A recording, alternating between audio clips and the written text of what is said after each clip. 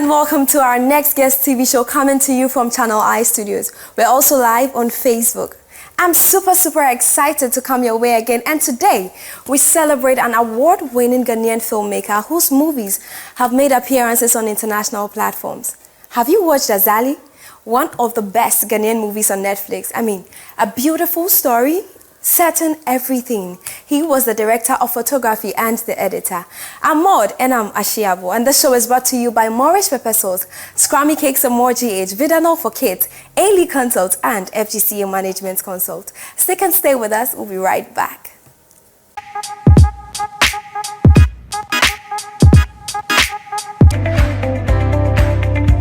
Welcome to the A-Lee Consult. The A-Lee Consult is a human capital development organization that provides capacity building, skills training, and skills enhancement for individuals and businesses. What we seek to do is to bring to the table in-depth knowledge, insights that will help people to become better at whatever it is that they are doing.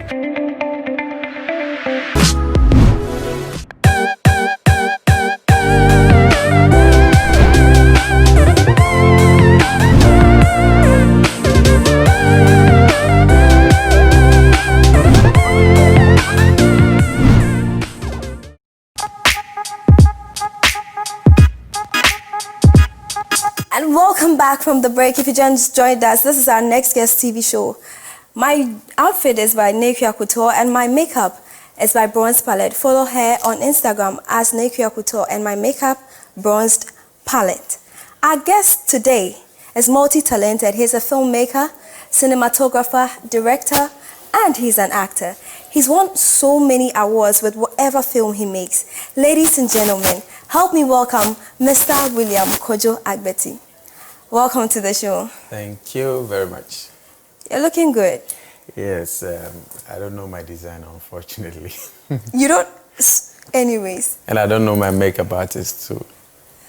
Quite unfortunate. We would know them after the show. Welcome and thanks for coming. Thank you very much. Okay, before we continue with today's interview, let's take a quick look at a short clip. We'll be right back.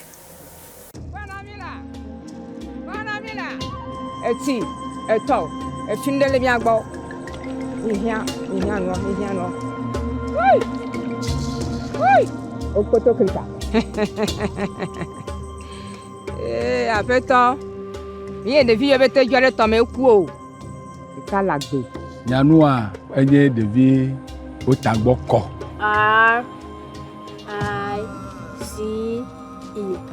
rice. Lehi de makbobe abado dope kokode le penisosrom. Eya ta nidibe agane mon popo be abayi se pesukoji.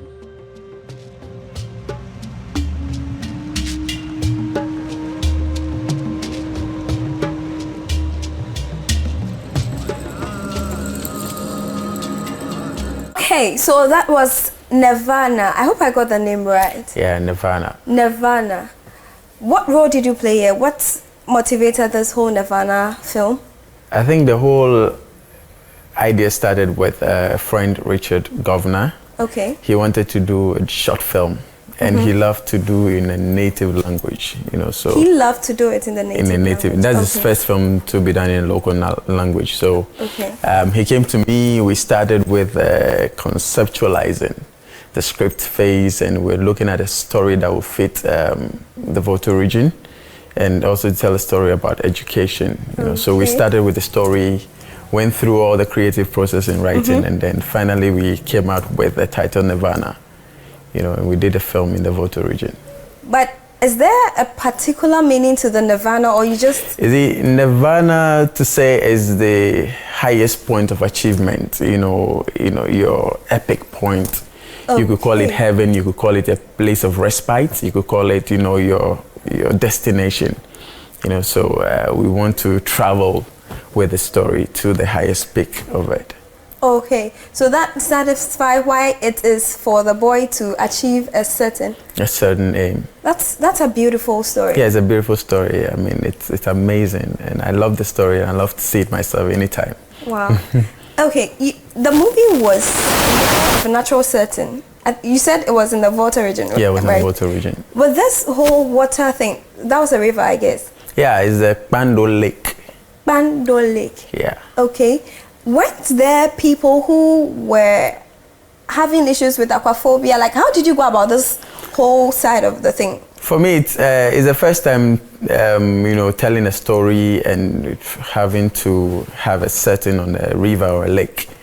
So it's one of the first kind of experience for us. So we weren't adequately prepared to take a shot like that.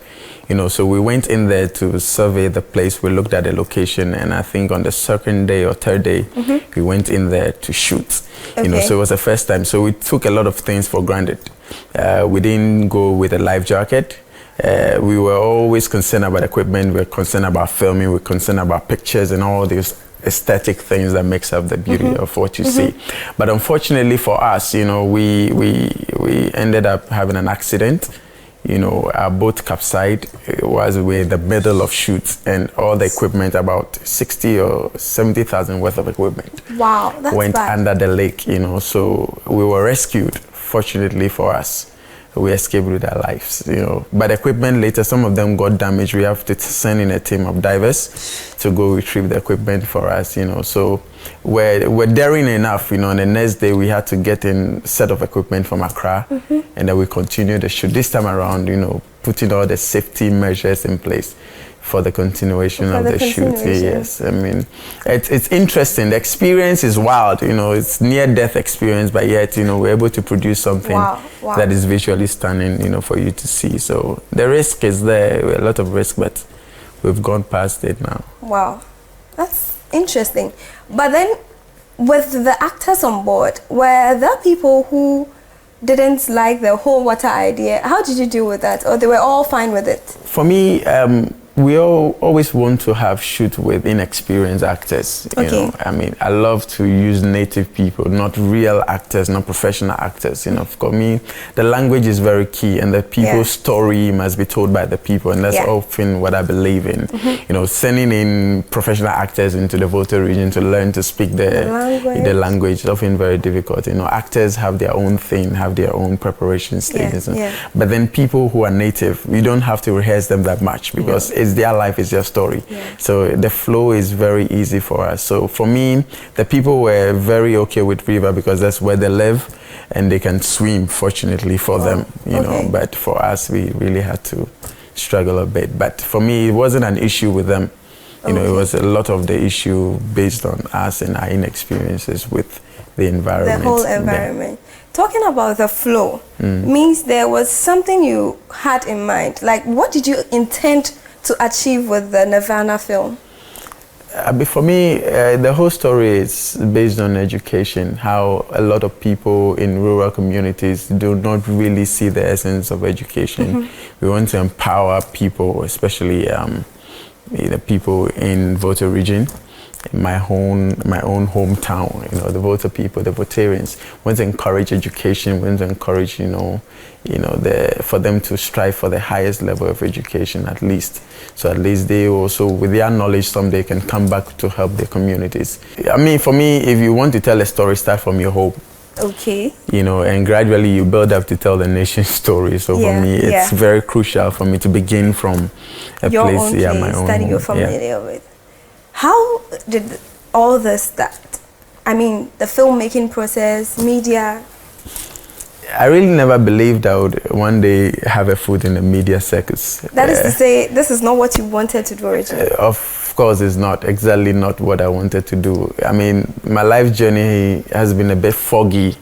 And each day as you grow up, as you take steps into the future, things clear up a bit, So there's been a lot of navigation, in my line for me to get to this stage. I really wanted to be an artist, and I love to draw from primary. I was a very good painter and sketch artist. Wow. So I started with illustration for books in those days. So I was doing majority of the cartoons you were seeing in novels and stuff like that. So I was making money at a very early stage in life. Wow. So I was very comfortable at the time. I remember in JSS, those times, these days is JHS.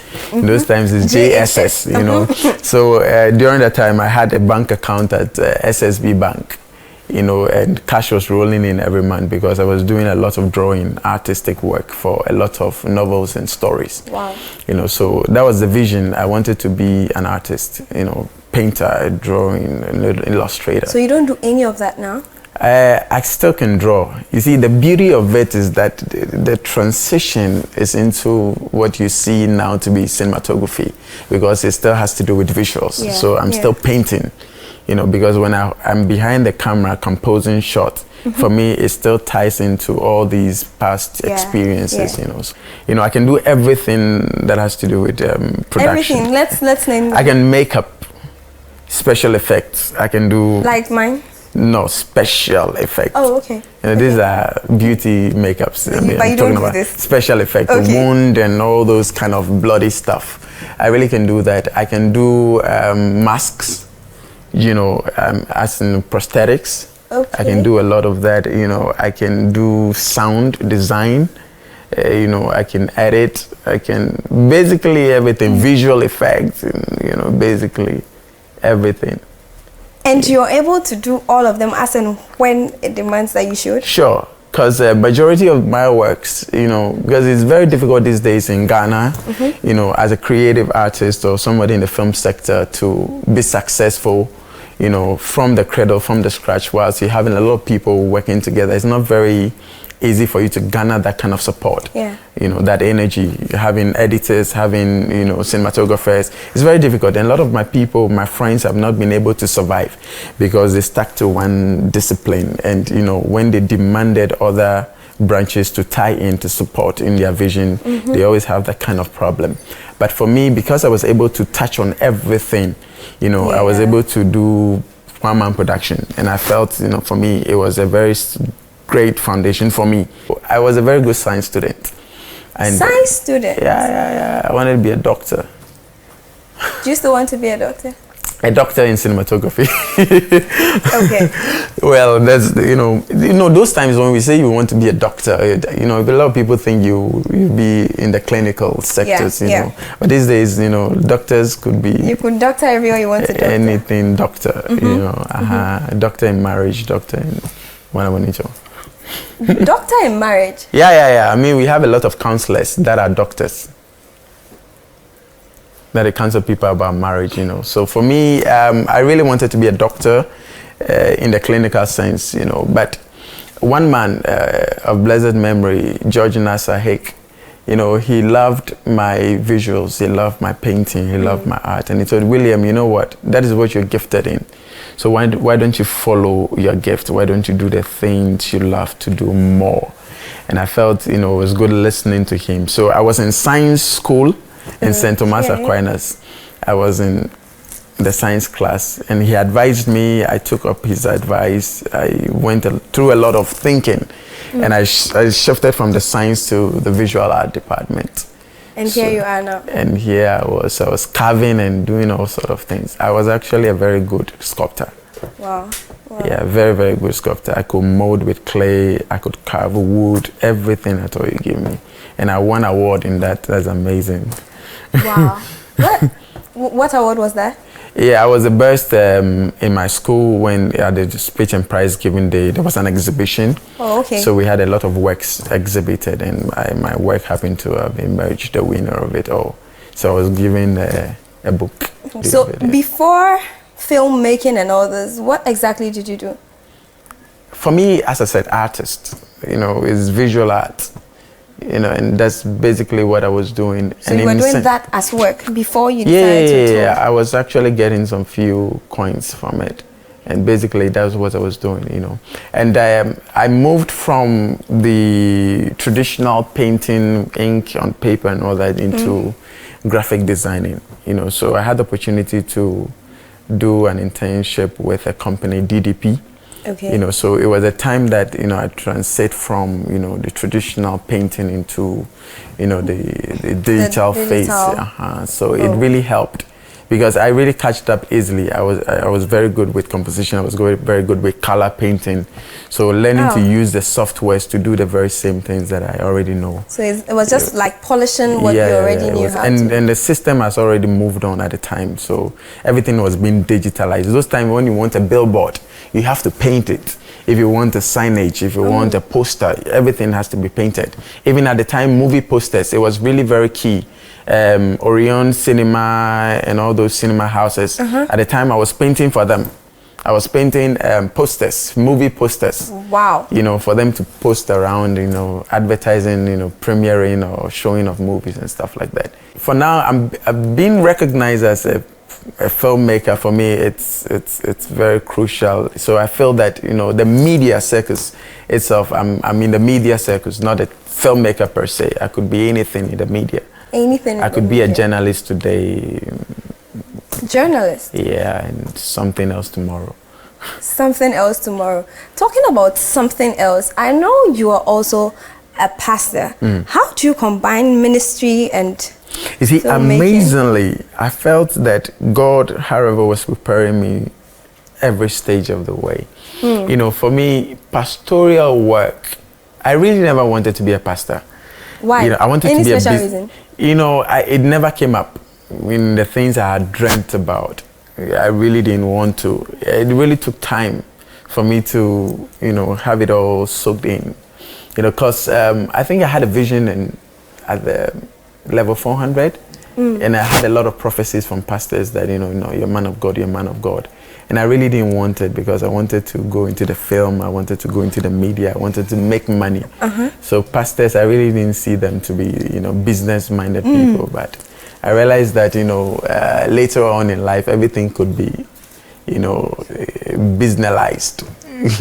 So you are still doing it, and I'm still doing my pastoral work, but I'm trying to as well, you know, use all the experiences to manage it perfectly, use the media to push it more, and to get all the recognition that you'd want in that sector too as well. Not recognition for the fame of men, but also to promote the kingdom business. We have Mr. William Kojo Agbeti in the house. It's getting more interesting. We are getting to know more of him. Stick and stay. We'll be right back after the break.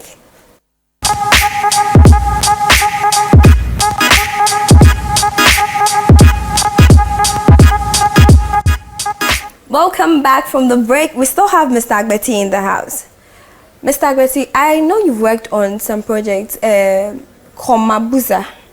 I think I got it. Sure. Right. Komabuza. Tell us, what's the project about? Why Komabuza? Why? Komabuza is not actually a name that we came up with. It's a festival in the Voto region. You know, the Festival? Yeah. Za in Ewe is festival. Yeah. So Komabuza is a festival to commemorate the Ewes that left Agokoli and settled in Liati and in Togo and some part of the Voto region. Wow, I've never heard of it. Yes, it was actually it's a new festival. I think we covered the second edition of that festival. Oh, and okay. yeah, because the people wanted to commemorate that kind of event that happened in retrospect. Yeah. So it's, for me, it's a documentary piece. It's not a short film. It's not a feature film. Okay. It's a documentary, and it was one of the first projects that Motion Revolution and myself did. You know, and fortunately for us, it was the first time we also did a documentary after school, after uni. And it was also one of the first documentary awards that we had. You know, so it won the first documentary award. Yes, it was the first documentary and the first documentary award. It was the first time we attempted doing the documentary. And it was the first time we won an award for that. it. Okay. An award, we had the opportunity to travel across some countries. Wow. You know, it was the first documentary that took me to Luxor, Egypt. And I'd never been to such a place before. So it's a privilege, you know, that a work you did had given you that opportunity to see some countries, you know. How about Gahozozo? Gahozozo also was the first short film we did after uni.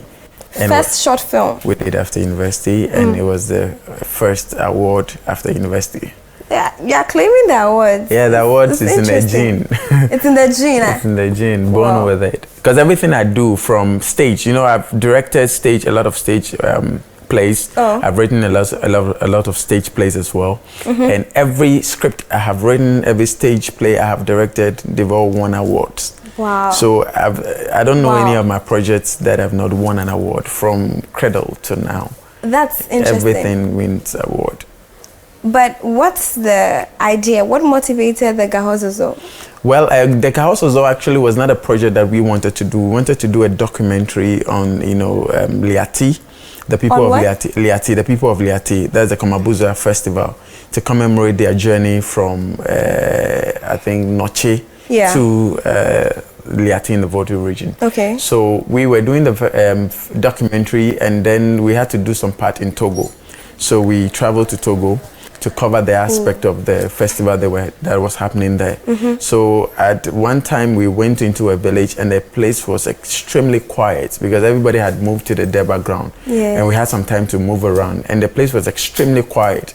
So we sat under some trees somewhere, and then my friend and I, Ishmael, we were contemplating, doing a lot of, because the environment, the space, the scenery, everything was so beautiful. And for me, that inspires a story, because we are not telling our stories. If you look at the stories, if you look at the trees, if you look at the buildings, it was everything for me was visually speaking to us. We were having that kind of, enthusiasm and feeling to tell native story, local stories.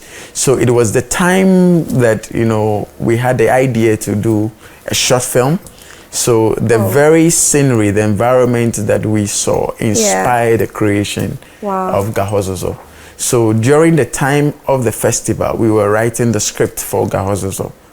So we spent, I think, about 2 to 3 weeks in the Voto region. So during which time also we were writing the script for Gahozozo. So at a point in time, we were out of cash. So we had to come back to Accra to do a few projects, gather some few money. The requisite pecuniary backing was woefully inadequate. So what we had to do was to make sure that we were heavy in our pockets and heavy with cash. So we gathered some money and went back to continue the project. Any challenges? How did you deal with them? There were a lot of challenges. I mean, for me to tell these stories are amazing. The struggle of filmmakers, that we go through. We didn't have the money, we didn't have the resources, but we wanted to tell a story, we wanted to do a film. So we had all these equipment. Unfortunately, you cannot get a car from wherever we were supposed to alight to continue our journey to Liati. So we had all these equipment, and we didn't have proper packaging for the equipment. So we bought Ghana Must Go. It was amazing, we bought it, and then just some few steps, everything just tore apart, and all the equipment were just hanging, So what we had to do was that we had to get some rope and buy new bags and put them in there. So we're behind motorbikes, and then we're virtually carrying our equipment, and we're carrying the equipment on this long stretch to Liati. And before we got there, you can trust that our bones were weak. We were so extremely tired, And for me, it's really not good, for you to go through that stress. But under all this madness, we're able to keep our sanity and to do a creative work that inspired a lot of people. And I remember there's this white man who, a Hollywood white man, Eric Sample. It was one of the Hollywood guys who reviewed Azali. So he had the opportunity to visit our studios, and he came to watch a couple of our projects. And when he saw Gahozozo, he said, "William, I really want to show this film in the US. And I want my students to watch this kind of film, because it's not just about the beauty of what they see or what he sees on the screen, but even the story behind the making of the film was amazing. And we didn't have any equipment. So the way we picked our sound was amazing. But how did you feel when he wanted to take that film to tell his story to his students? For me, it's not the first time a white had acknowledged our works. There was this woman from the first award we won was the Francophone Film Festival, Accra Francophone Film Festival, by Soliensky. She's a French, and she saw the movie and she was like, "William, this is the first time I've watched a Ghanaian film that did not look Ghanaian." Wow. So that remark really gave us that kind of enthusiasm, and that we're doing something different. It's made us felt unique, in whatever we were doing. Okay, let's take a short film. I mean, Azali. Let's just look at it, then we can continue with the interview.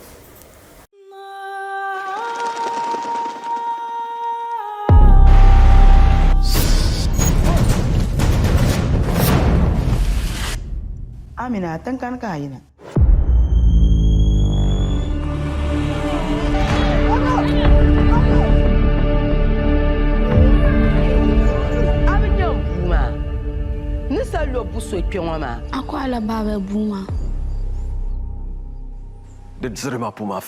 She's the woman getting jobs for our little ones in Burkina and beyond. We can't do this. I mean, I'm my one child. I'm a brother who's husband and them saying, how me.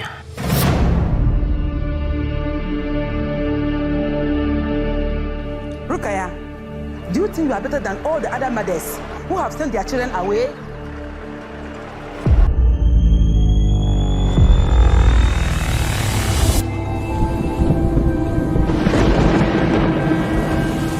From today, me and you, we will make good money. Eh? You know, say you be fine, girl.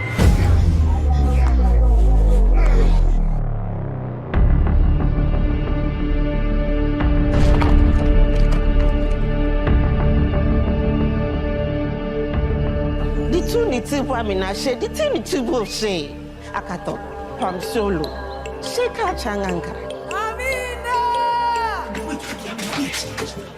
How are they gonna see this? Just go to sleep with me.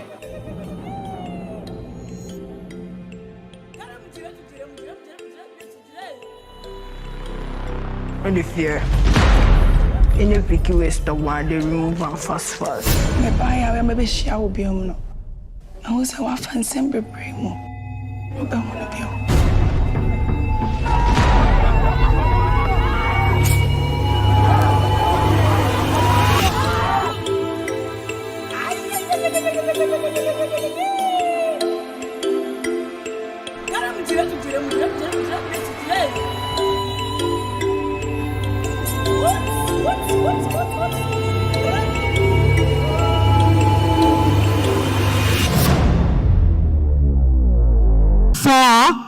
Music editing goes to William Kojo Agbeti Azali. So for the cinematography is Azali. Help me to announce the winner for editing, and that still goes to William Kojo Agbeti Azali.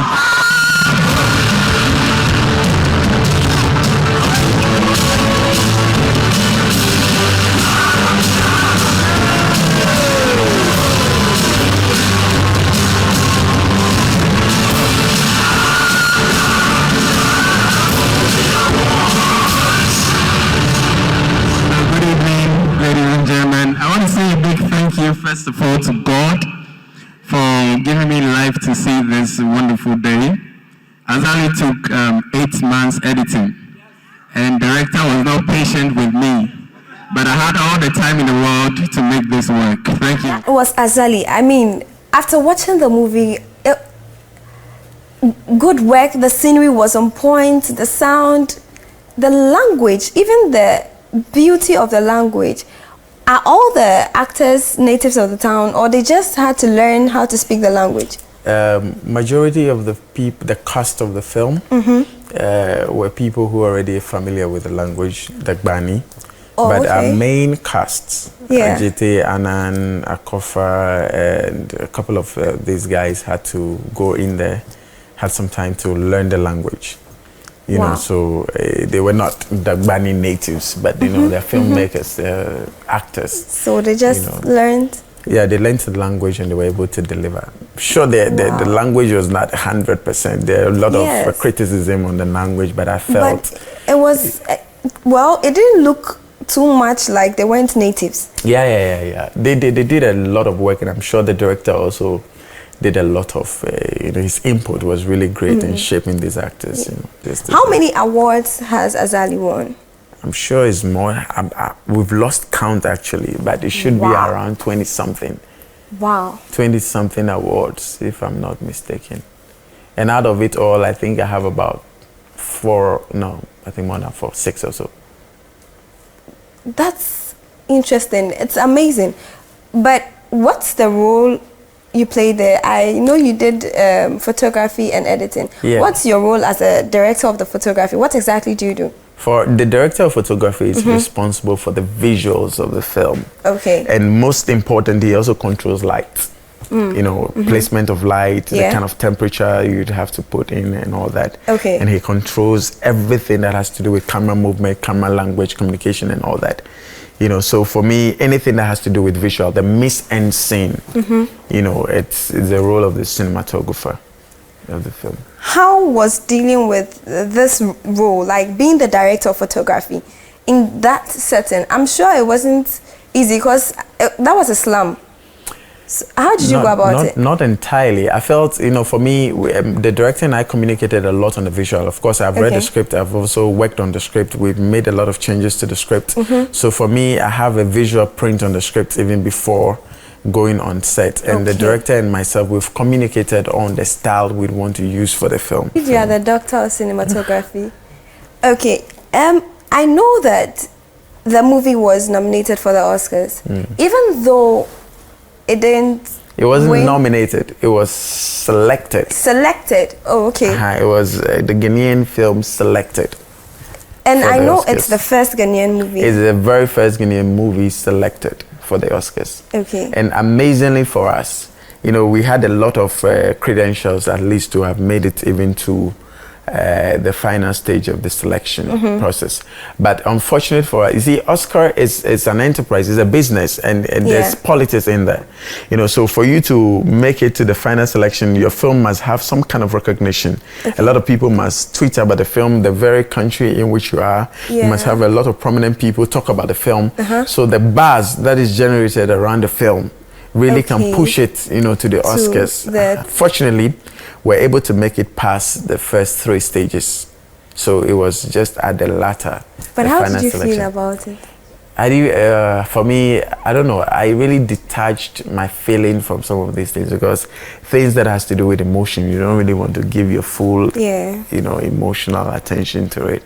Because when you get disappointed, it might hurt. A broken heart in film. You know, so I really, for me, it was okay if it had made it. For me, the stage at which we got, the kind of recognition we had. Now today, IMDb, one of the best movie sites in the world that, you know, every international film, you know, if you're recognized internationally as a filmmaker, you should have your profile there. We have our profile there. A lot of international websites, Hollywood Reporter, they've written a lot of good things about us. So the kind of our search engine base have changed a bit. So I feel it gives a lot of opportunities that we can tap into. And for me, the opportunities are much bigger, much greater that we can explore. Making it there to the threshold, not breaking the threshold. For me, it's enough that we can endeavor to push more and achieve the greater. I mean, we've not told all the stories yet. There's more to come. We've knocked at the doors of Oscars. Very soon, I'm sure we'll open up. Just go right in. You made mention of Motion Revolution earlier. What is Motion Revolution all about? What do they do? Motion Revolution is a company that I formed with a couple of friends while we were in school in 2009 at the university. We came up with the name Motion Revolution. Motion has to do with moving pictures. Revolution is change.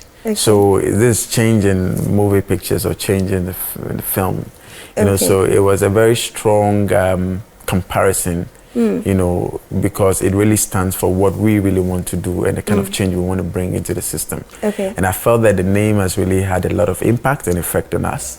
You know, and Motion Revolution, we've done a lot that really lived up to the name Motion Revolution. I mean, there's been a revolution in the system.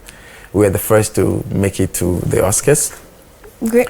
We're the first to do a lot of things in Ghana, and the awards, I'm sure we've won so many awards I can't even count. We have a website, motionrevolutionfilms.com. So you go to motionrevolutionfilms.com. I mean, you even go to Motion Revolution on Twitter, on Facebook, Instagram. You can follow us, you know. Even you type William Kojo Agbeti on all over social media, I'm sure it's very easy to find and locate people these days. Very easy. But what do you have to say to people who want to become like you, want to toe your line? I really don't want anybody to become like me. That's the thing. I want people to become themselves, but have inspiration from the kind of works that we do, because becoming me is just like your prototype of me. But being yourself after learning, you know, being inspired by some of the things that we do, for me it's unique. Yeah. Because I've not really lived up to anybody. I've lived up to myself. I don't have a role model, unfortunately. You don't have a role model? I don't. Okay. If you ask me who's the best cinematographer I've watched and I love his work, I don't have. I take inspiration from whoever I see fit. Okay. Do you get it? So for me, I don't want anybody to be looked up to me to be like me. You can look up to me, but don't be like me. Do you understand? Have the inspiration, have your own unique creative instincts, drives, and move on and be yourself. And for me, the basis of everything is learning hard. You have to move past your challenges. The challenges are there, the difficulties are there. They sure are. You know, but you have to traverse all this to be recognized or to be great. The very first film we did, Gahozozo, which we talked about, the kids in there, they've never acted before, they've not seen a camera before, and it was an amazing, I mean, acting was on point, amazing actors. Nirvana, the little kid in the, all of them, not majority, all of them, they've never acted in front of cameras. And if you look at the quality of acting, told in their own language, you can't bet it elsewhere. Yeah. I mean, it's unique and amazing. Yeah. And I feel that we need to harness more of such talents. We need to harness more. Thank you for coming. Sure. We're grateful. This has been Mr. William Kojo Agbeti. If you missed any part of the show, do well to check it out on YouTube, our Next Guest TV Show channel, and it's right there. Please do well to observe all the safety protocols, and see you same time. Bye.